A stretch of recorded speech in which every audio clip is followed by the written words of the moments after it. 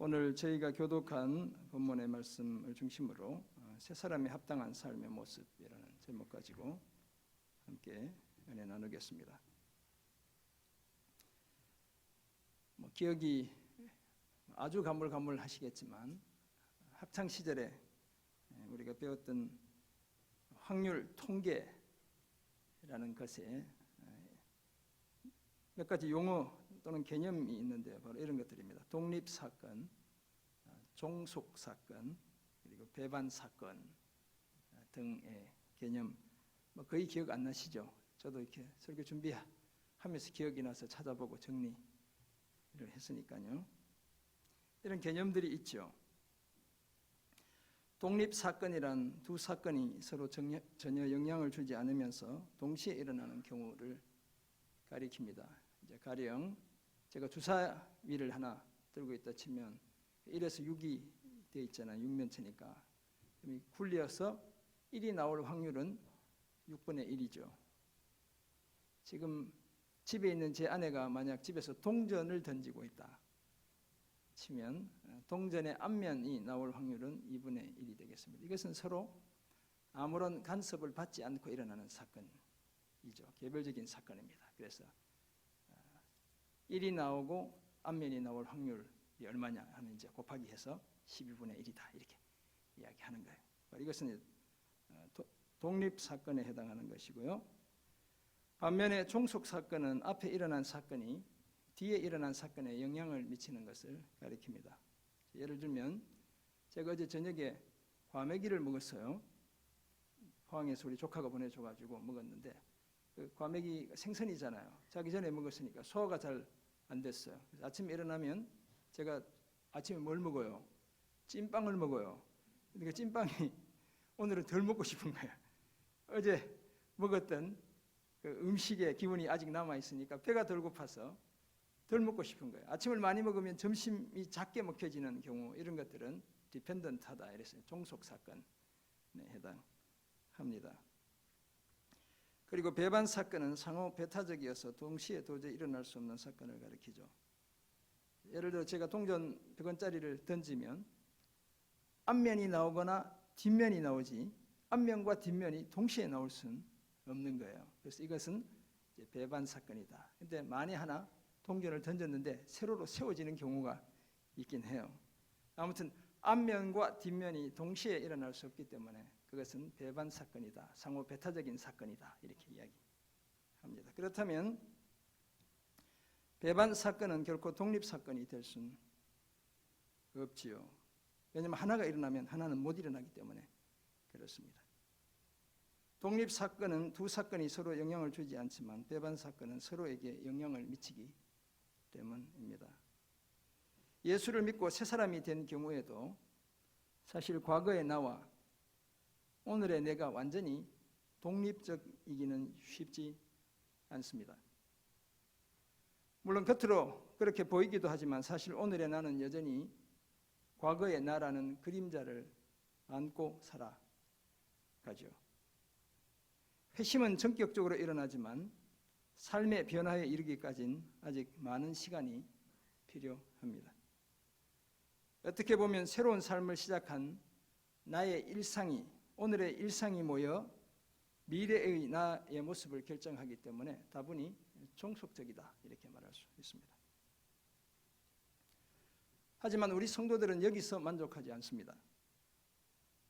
다시 옛사람으로 되돌아갈 수 없도록 과거의 나와 오늘의 내가 완전히 서로 배반적이어야 하기 때문에 그렇습니다.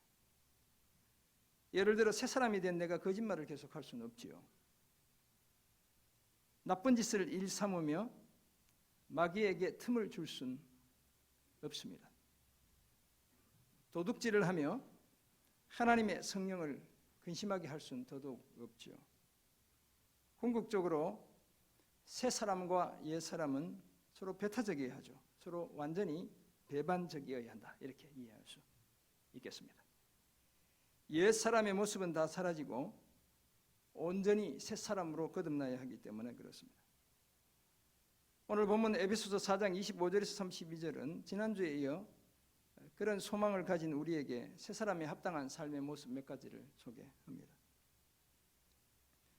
헛된 생각을 따라 살지 않고 유혹의 욕심을 따라 썩어져가는 구습을 따르는 옛사람을 벗어버리고 심령이 새롭게 되어 하나님을 따라 의와 거룩함의 새 사람으로 지으심을 받은 성도들의 그 새로운 신분에 합당한 삶의 모습, 그것이 무엇인지를 오늘 본문이 거듭 말하고 있습니다. 오늘 본문이 전하는 새 사람이 합당한 삶의 모습 세 가지는 이런 것입니다. 첫째는 거짓과 악은 버려야 합니다. 그리고 둘째는 참된 것은 취해야 한다는 사실을 같이 생각해 보겠습니다. 그리고 선한 일은 더욱 힘써야 한다는 사실을 말씀을 따라 상고하며 은혜 나누기 원합니다.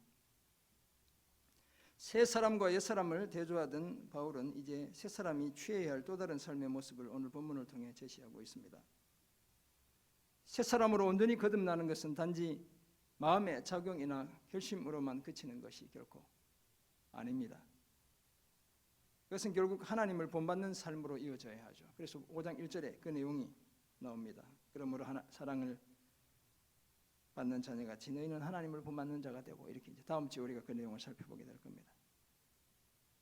그러기 위해, 하나님을 본받기 위해 분명한 우리가 갖추어야 할 몇 가지 삶의 자세가 있습니다. 오늘 본문은 바로 그 자세 몇 가지를 우리에게 말씀해 주고 있는데요. 그 첫 번째 자세로 거짓과 악은 버려야 합니다. 또 다른 말로 하면 거짓 말과 악한 말은 버려야 한다, 이렇게 이해할 수도 있겠습니다. 먼저 거짓을 버리라고 말씀하는 오늘 본문 25절입니다. 그런즉 거짓을 버리고 각각 그의 이웃과 더불어 참된 것을 말하라. 이는 우리가 서로 지체가 됨이라. 아멘. 여기서 버린다는 말은 옷을 벗는 것처럼 벗어버리는 것, 또는 한쪽에 치워두는 것을 가리킵니다. 당연한 이야기겠지만 거짓으로 포장된 나의 껍질을 벗어버리거나 한쪽으로 치워버려야 이웃과 참된 것을 말할 수 있습니다. 온통 거짓으로 나의 모습을 포장해 가지고는 진실한 이야기가 오고 갈 수가 없죠. 예수를 믿는다는 것은, 우리가 예수를 믿는다는 것은 단지 믿음을 고백하는 것 그 이상입니다. 성도들의 믿음은 반드시 겉으로 드러나야 하는 것이죠. 내가 누굴 믿고 무엇을 믿고 있는지 보여줄 수 있어야 합니다. 그러기 위해서는 거짓말, 곧 속이고 험담하고 중상모략하는 그런 말은 다 버려야 하는 것이죠. 뿐만 아니라 26절에 따르면 분을 내어도 죄를 짓지 않아야 하고 해가 지도록 분을 품지 않아야 합니다. 오늘 아침에 급하게 나오시느라 집에서 이렇게 화를 내고 나오신 분들 계시죠? 안 계실 수도 있지만 이제 돌아가면 화를 푸셔야 되는 거예요. 그렇지 않은 경우 마귀에게 틈을 주게 되는 것입니다. 마귀가 들어설 자리를 마련해 주게 된다. 이 틈이라는 말이 장소라는 단어가 헬라어로 사용되고 있어요. 분을 계속 품고 있는 그것이 마귀가 들어설 장소를 제공하게 된다는 거예요. 시편에서 시인은 너희는 떨며 범죄하지 말지어다. 시편 4편 4절에 보면 자리에 누워 심중에 말하고 잠잠할지어다 라고 말하고 있습니다. 여기서 떨며라는 말이 분을 내어서 부르르 떠는 상태를 가리키는 겁니다. 조금 거친 말로 하면 화가 나서 꼭지가 도는 상태, 바로 이 상태가 지금 떠는 상태다 말할 수 있습니다. 그리고 그것을 죄를 짓는 것으로 간주하고 있죠. 그래서 교회도 분노를 치명적인 7가지 죄 중 하나로 간주하기도 했습니다. 분을 계속 품는 것은 우리의 인격과 영혼을 상하게 할 뿐만 아니라 육체마저 고장나게 만드는 겁니다. 그래서 우라병이 생기기도 하는 거예요. 우울증이라고 그러죠. 거기에다 서로의 관계까지 완전히 금이 가게 합니다. 그 틈을 마귀가 호시탐탐 노리고 있습니다. 마귀는 원래부터 거짓의 아비였죠. 인류의 역사에 거짓말 또는 거짓이 시작되게 한 장본인이 바로 마귀입니다. 그러므로 우리는 크든 작든 거짓말과 악한 말은 피해야 합니다. 작은 거짓말이 결국 큰 거짓말이 되고 나중엔 돌이킬 수 없게 되고 말죠.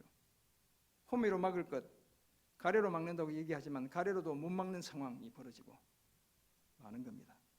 심하면 자신의 거짓말을 참말로 믿는 리플리 증후군, 빠지게 되는 것이죠.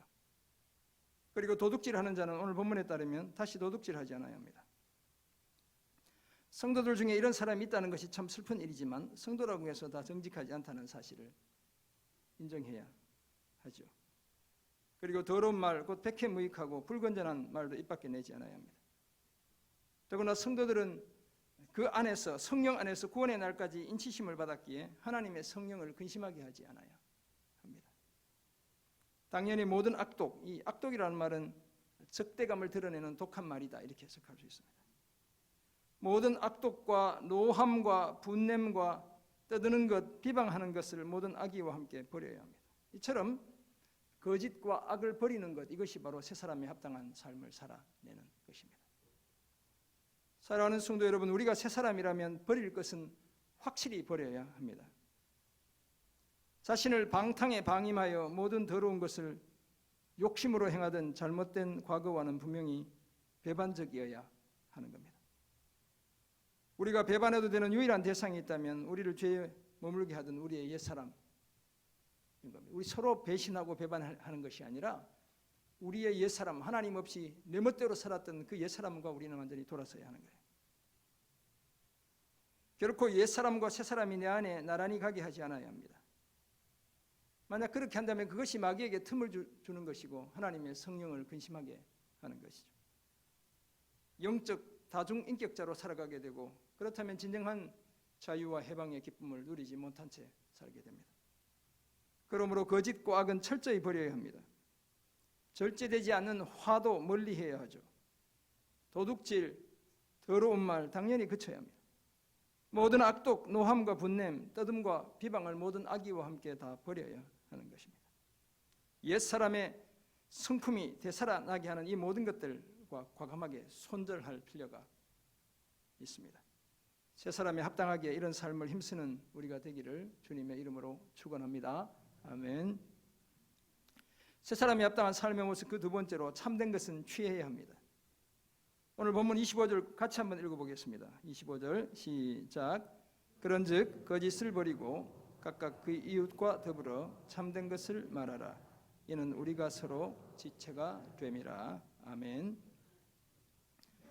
바울은 성도들에게 거짓은 버리고 각각 그 이웃과 더불어 참된 것을 말하라, 진실을 말하라, 이렇게 이야기하고 있어요. 더구나 그 이웃은 서로에게 지체가 된다고 말씀하죠. 그리스도의 몸을 이루는 지체라는 겁니다. 그렇다면 성도들은 늘 참된 것을 취해야 합니다. 더러운 말을 입 밖으로 내는 대신 오직 덕을 세우는 데 필요한 선한 말을 해서 듣는 사람들에게 은혜를 끼쳐야 합니다. 이 더러운 말, 백해무익한 말 또는 썩어 악취가 나는 나쁜 말을 가리키는데, 이런 말을 해야 할 이유가 전혀 없습니다.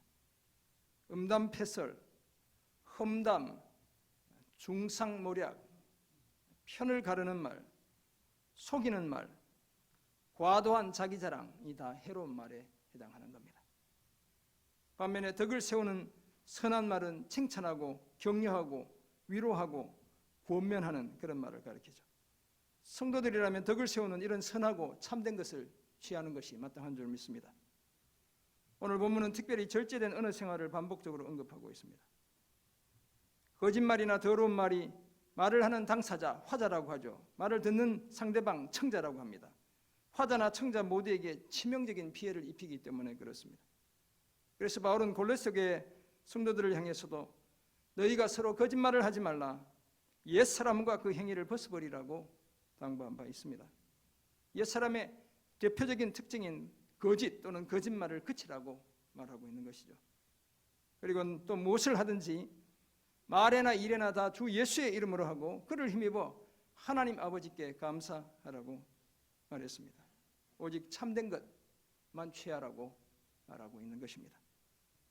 그럼에도 불구하고 더러운 말을 계속하면 하나님의 성령을 근심하게 만듭니다. 더구나 성도들은 성령 안에서 구원의 날까지 인치심을 받았죠. 진리의 영인 성령을 통해 확실히 구원을 받은 존재라는 것입니다. 따라서 성도들은 결코 거짓말이나 더러운 말을 내뱉을 수 없습니다. 당연히 모든 악독과 노함과 분냄과 떠드는 것과 비방하는 것을 모든 악의와 함께 버립니다. 거짓은 확실히 버리고 참된 것, 진실한 것만 취하게 되는 것이죠.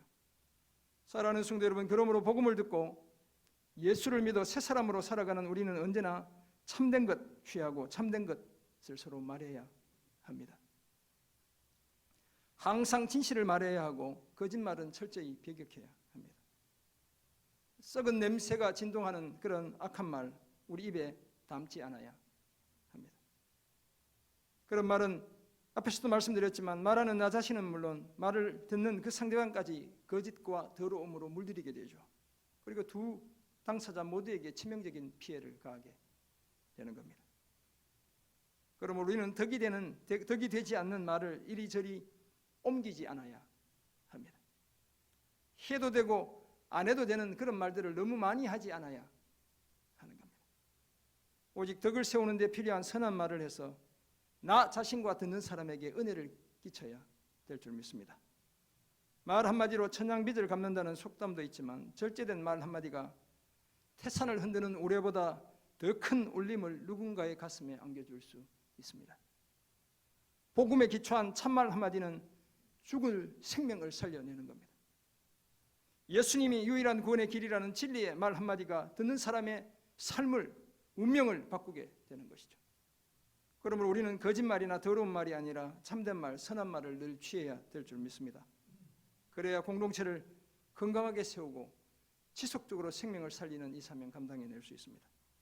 새 사람답게 말에나 일에나 거짓은 악은 버리고 늘 참된 것을 취하는 그런 우리가 되기를 주님의 이름으로 축원합니다. 아멘. 새 사람이 합당한 삶의 또 다른 모습으로 선한 일은 더욱 힘써야 합니다. 거짓과 악은 버리고 참된 것은 취하고 선한 일은 더욱 힘써야 한다는 사실을 함께 생각해 보겠습니다. 오늘 보면 28절에서 바울은 성도들에게 이렇게 말하고 있죠. 28절 같이 읽어봅니다. 시작. 도둑질하는 자는 다시 도둑질하지 말고 돌이켜 가난한 자에게 구제할 수 있도록 자기 손으로 수고하여 선한 일을 하라. 아멘. 아마도 에베소 교회 성도들 중에 습관적으로 도둑질을 하는 사람이 있었던 것 같습니다. 이 사실 우리가 그냥 읽으니까 아무것도 아닌 것 같지만요. 제가 예를 들어 안식월을 갔어요. 성도님들이 그리고 편지를 써보냈어요. 여러분 거짓말 하지 마십시오. 다시 도둑질하지 마십시오. 이런 무슨 얘기예요? 성도들이 뭘 한다는 거예요? 거짓말하고 도둑질하고 있다는 거예요. 지금 바울이 그런 관점에서 편지를 쓴다 이렇게 볼 수 있어요. 그런데 남의 물건을 훔치는 것만이 도둑질의 전부가 아니죠. 정직하지 못한 거래, 눈에 보이는 싱싱하고 좋은 것은 올려놓고 밑에는 이게 시들시들한 거 이런 거 깔아서 우리 사과도 이렇게 주문해 보면 막 예쁘고 반질반질한데 산지 직송이라고 밑에는 보면 막 이렇게 자잘한 것들이 막 깔려 있는 다 이게 도둑질인 거예요. 우리 성도님들은 그러지 않을 줄 믿습니다. 탈세, 저도 이렇게 소득 신고하니까 세금을 정직하게 한 600만 원 냈더니 돌려주는 게 많더라고요. 정직하게 내니까 돌려받는 게 많죠. 탈세 이거 도둑질이에요. 종업원에 대한 부당한 처우, 여기 사장님들 계시죠? 최선을 다해 처우해 줘야 되는 거예요.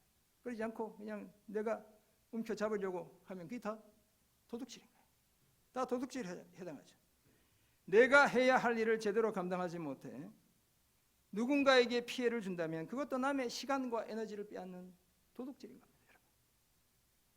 그런 성도들에게 돌이켜 가난한 자에게 구제할 수 있도록 자기 손으로 수고하여 선한 일을 하라고 당부하고 있습니다.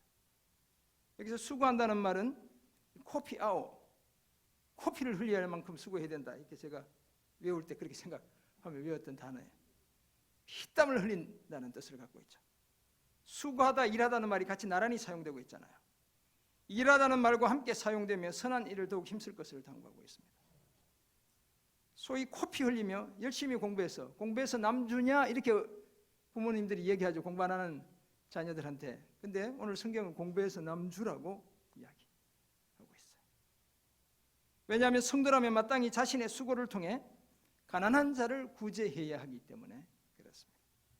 더구나 그것이 선한 일이라고 말씀하고 있습니다. 하나님이 기뻐하시는 일이라는 거예요. 바울은 32절에서도 성도들이 더욱 힘써야 할 선한 삶의 자세 몇 가지를 추가로 말하고 있습니다. 우리 32절도 같이 한번 읽어보겠습니다. 시작.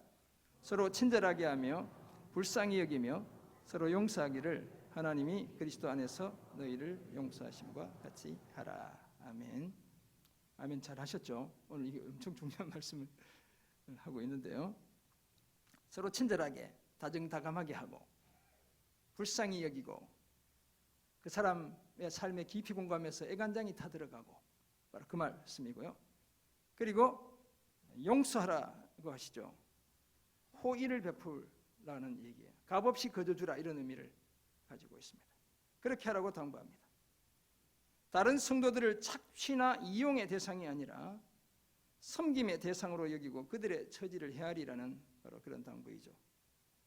설령 잘못을 저지르고 나에게 손해를 가했더라도 하나님께서 그리스도 안에서 나를 용서해 주신 것처럼 그렇게 용서하라고 말씀하고 있습니다. 이런 삶은 거짓과 악은 버리고 지속적으로 참된 것을 취할 때 조금씩 더 성취해 갈 수 있습니다. 억울하고 원통한 감정은 내려놓고 선한 일을 힘쓰려는 의지를 보일 때 시작할 수 있는 삶이기도 합니다. 그리고 진짜 새 사람이라면 마땅히 감당해야 할 삶이기도 한 것입니다. 사랑하는 성도 여러분, 그럼에도 불구하고 옛사람을 벗어버리고 새 사람으로 살아가는 삶이 결코 쉬운 길은 아니죠. 넉넉지 않습니다. 사실 어떻게 보면 매 순간 용단이 필요합니다. 용기 있는 결단이 있어야 가능한 삶이에요. 왜냐하면 잘못된 욕심을 버리고 내 손으로 수고해서 구제하는 선한 일을 늘 힘써야 하기 때문에 그렇습니다. 피땀을 흘리며 개같이 벌어서 그 벌어들인 것 정성처럼 쓰는데 누굴 위해 그렇게 하라고요? 남을 위해 그렇게 하라고 말씀하기 때문에 그래요. 거기에다 더러운 말은 그치고 오직 덕을 세우는 데 필요한 선한 말을 늘 힘써 듣는 사람들에게 은혜를 끼쳐야 하기 때문입니다. 모든 악독과 노함과 분냄과 떠드는 것과 비방하는 것은 모든 악의와 함께 철저히 다 버려야 하기 때문에 그래요. 오히려 친절하고 불쌍히 여기고 하나님으로부터 죄를 용서받은 자답게 서로 죄를 용서하며 살아야 하기 때문에 그렇습니다. 이런 선한 일을 힘써야 우리가 새 사람이라는 사실을 세상에 분명히 보여줄 수 있습니다. 하지만 안타깝게도 우리의 힘으로는 이런 삶이 불가능하죠. 그래서 우리는 우리의 영원한 우리의 길, 소망 되시는 예수 그리스도 의지하며 살아가야 되는 겁니다. 우리 대신 선한 일을 힘쓰시며 이 땅을 사시다가 자기 목숨을 십자가에 내어주신 그 주님을 의지해야 시작할 수 있고 살아낼 수 있는 삶이에요. 그 예수님을 의지하며 하나님의 말씀을 하는 것 같이 말을 해야 하고요. 하나님이 공급하시는 힘으로 하는 것 같이 봉사하며 섬겨야 하는 거예요. 그래야 범사에 예수 그리스도로 말미암아 하나님께 영광을 돌려드릴 수 있습니다. 그렇게 하기 위해 우리는 또한 우리 안에 거하시는 하나님의 영이요 그리스도의 영인 성령을 따라 살아야 가능한 삶이에요. 그래야 끝까지 선한 일을 힘쓰며 살아갈 수 있습니다. 이런 사실을 명심하고 이제 새 사람에 걸맞게 선한 일을 더욱 힘쓰는 그런 우리가 되기를 주님의 이름으로 축원합니다. 아멘. 그렇다면 우리가 새 사람이라면 거짓과 악은 버리고, 그죠? 참된 것은 취하고 선한 일은 더욱 힘써야 한다는 사실을 생각해 보았습니다. 집에 돌아가면 잊어버리겠지만 3분 설교도 제공되고 또 다음 주 주보에 또 요약도 나가고 하니까 다시 보면 다 생각이 날 겁니다. 이런 사실을 알게 된 우리는 이제 어떻게 살아야 되겠습니까?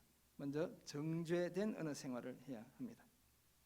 오늘 짧은 본문 속에 말과 관련된 내용들이 무척 많이 언급되고 있죠.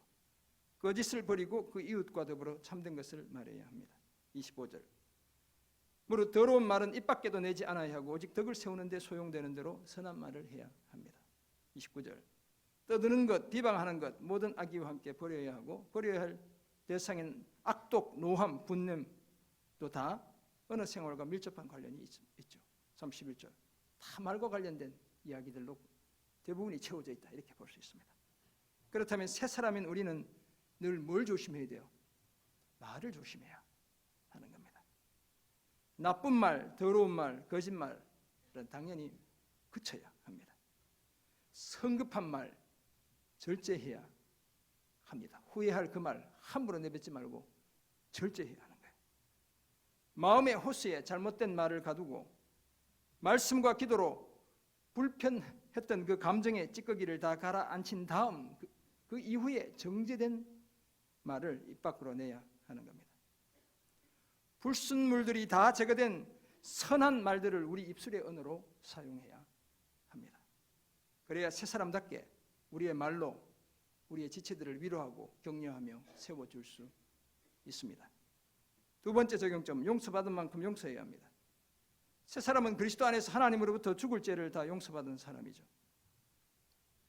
그런 만큼 서로에 대해 그렇게 용서해 주어야 할 사람이기도 합니다. 용서가 선행되지 않으면 좋은 말이 입에서 나가는 것 불가능합니다. 거짓말, 더러운 말이 계속되면 결국 마귀에게 틈을 주는 것이죠.